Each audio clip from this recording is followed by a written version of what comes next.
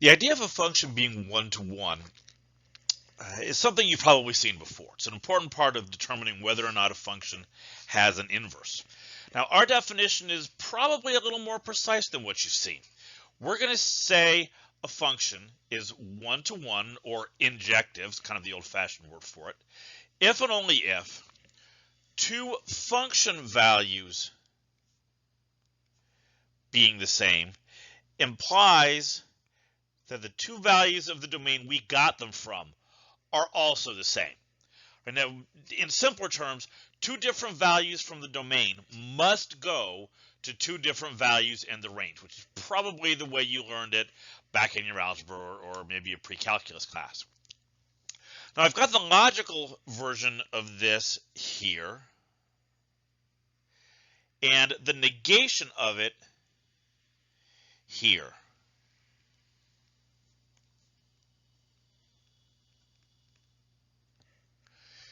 The negation is going to be particularly important when we want to show that a function is not one-to-one. To do that, we'll need to show that there exist two values in the domain whose function values are the same, but the two values themselves are different. That's what we're going to be looking for in a counterexample. So I've got an example of a function here first to look at. We're back to using these arrow diagrams. One of these functions is one-to-one, the other one is not. All right, so you pause for just a second here, right? See if you can figure out which one falls in which category. All right, so the one on the left is not one-to-one, right? And the problem happens here with B and D.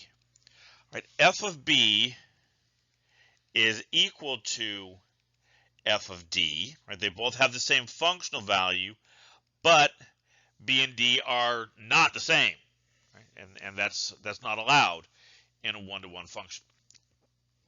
All right, so how about this one over here on the right? Well, this one is one-to-one, and it's usually pretty straightforward to see when we have one of these diagrams to work from.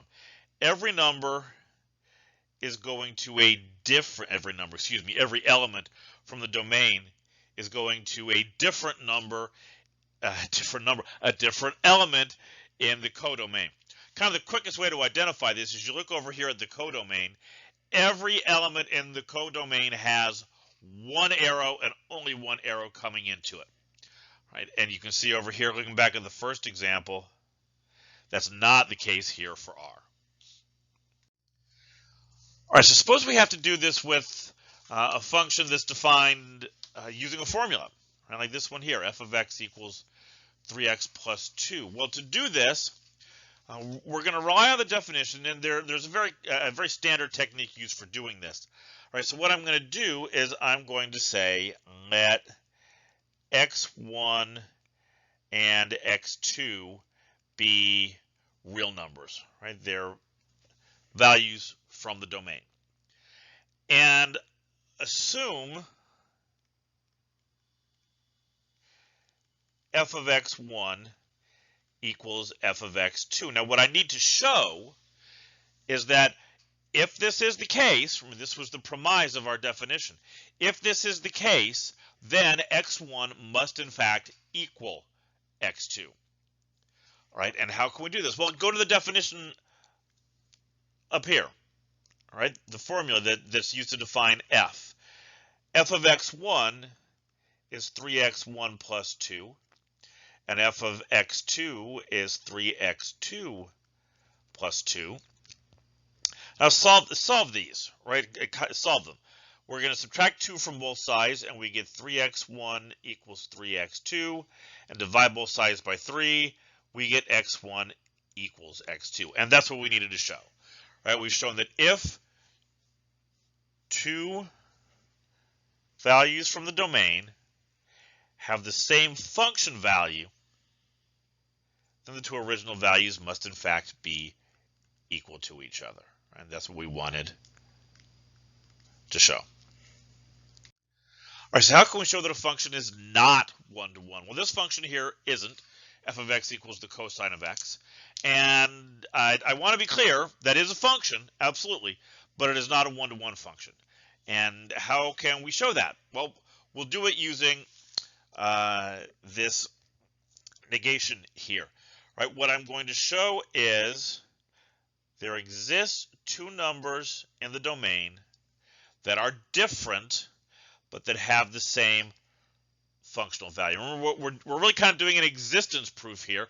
So all I need to do is find one pair, one counterexample, right? And I'm sure you remember from your trig classes, there are a lot of them. For example, if we take x1 equal to 0 and x2 equal pi, no, we can't do that. Sorry, it's a cosine function, not the sine function.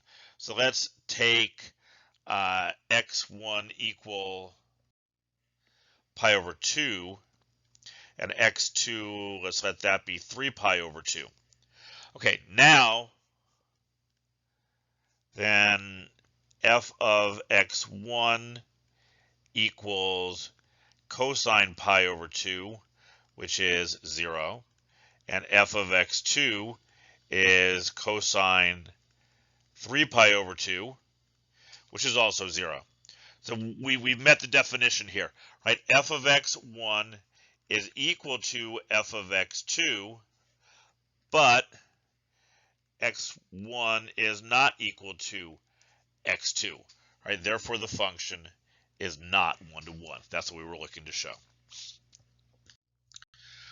All right, so now we've seen some examples, right, of how you can show a function is one-to-one and how you can show a function is not one-to-one. And in the next lecture, we're going to kind of take the next step, and we're going to look at a second property, second type of function, one that's called onto or injective.